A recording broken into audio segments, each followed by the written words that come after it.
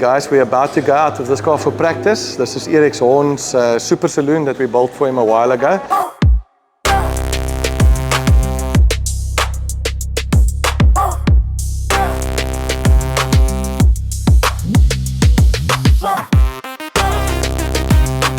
We're actually going out to test the engine because last time we lost the engine. There was a bit of a driver error.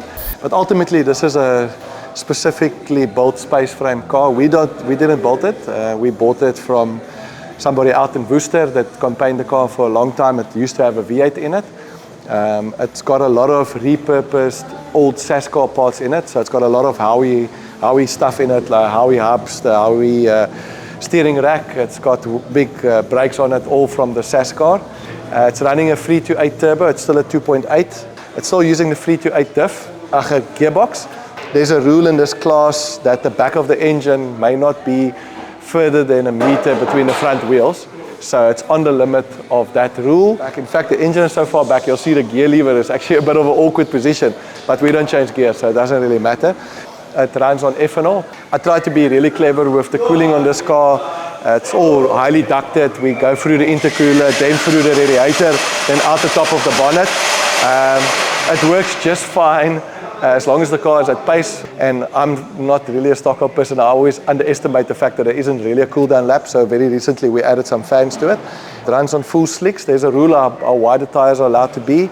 Yeah, the car is a really fast car for what it is. We've done a 15.9 with this car. But we've never actually had it on a race day, clean track, clean tires, everything running as good as it can. Not that I think it would quite get to the hot rod times, but I do believe it will be able to break the lap record for Super Saloons, at least where it stands right now.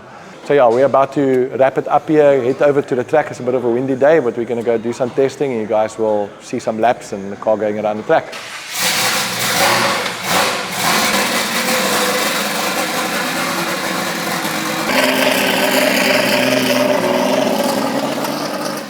Always when we get here, the track is normally quite dirty.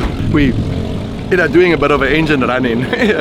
So we would, just do a bit of slow running, check the vitals. This car's got a bit of an irritating problem where the turbo, the oil seems to bypass the seal when it's going slowly. So it might smoke at some point in time. It's funny enough, it never does it on the track.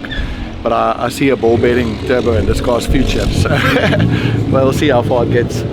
Have any expectations for the car? It must drive and it must not brake. Line up at least. Neon, was this car built for you or for the client with that link? For the client.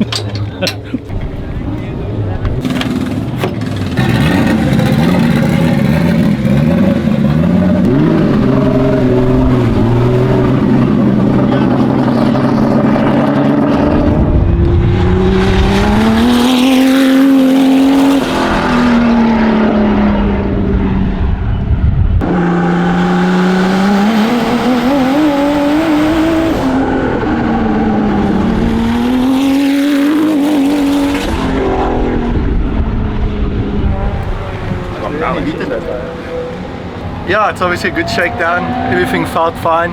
That was the low boost settings. We did a 16.4 that, except for Koosje Weyers' nightmare, would blow everybody out out the water. It's quite an animal to ride. The one thing about the car, it doesn't feel like you're close to the limit till you're over the limit, which is normal for cars on slicks that sort of purpose built. So yeah, otherwise it went well.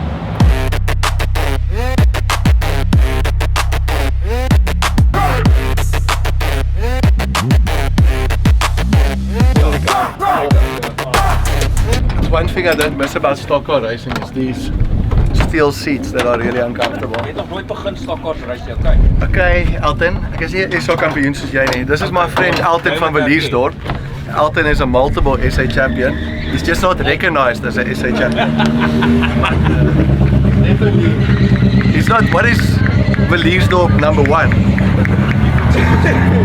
He's basically here to tell me how kak I am. What was the story with the decimal readings? They say the car is basically on the limit. They've given me a bit of grace to finish practice tonight and we'll make a plan.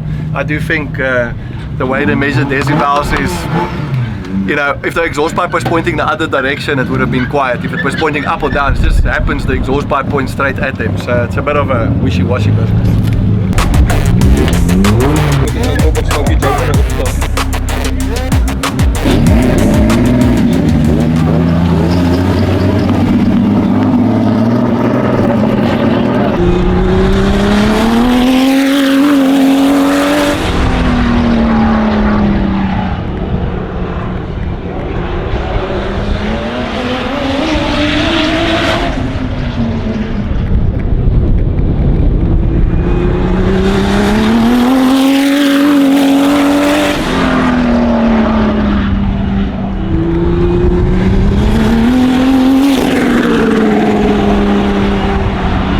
Why don't we just drop the front and see what happens?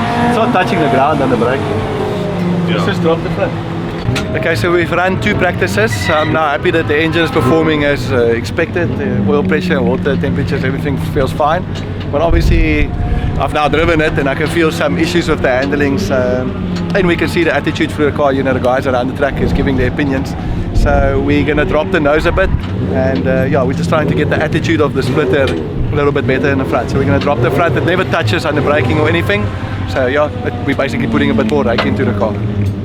Detensioning the splitter cables just to get the front a bit more down. It's not even touching the front, and it points quite high up into the air, so it's not making any negative pressure. Because that's the smallest hammer I've ever seen, Chief. I use it well though.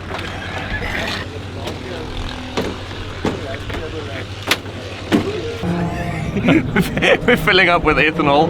We use ethanol, it runs a bit cooler. You can turn, it doesn't make more power necessarily, but you can turn the timing up a bit more and the car just runs a bit more cooler, so you can gain a bit more power out of running ethanol. It does use quite a lot of it though.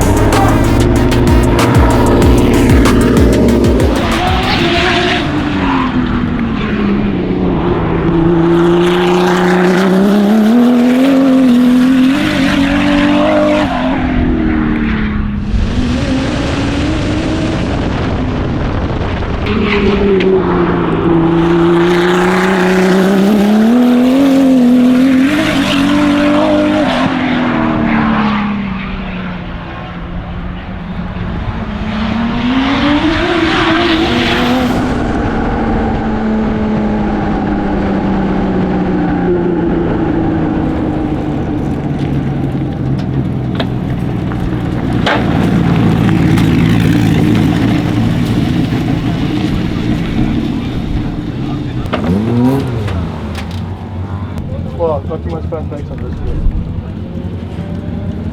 Maybe does it look better in the front?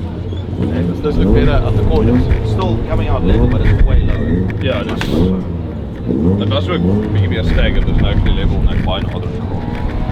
Still understeering a bit into the corners, mostly under brakes, and I'm blocking the inside wheel. And obviously if you lock the inside wheel, it doesn't turn in.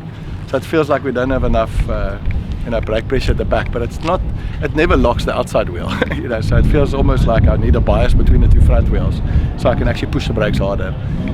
So that's one thing. And then yeah, the car cut out twice. It's like a switch or a wire issue. But yeah, that's pretty much where we're at. What's in the future for the car? To go faster, get the setup right, it will go faster. Under the 16.1 again now, which is fine. But obviously the being fast isn't good enough. We want to be extremely fast. So yeah, we'll keep on working on it, and that's where we're at.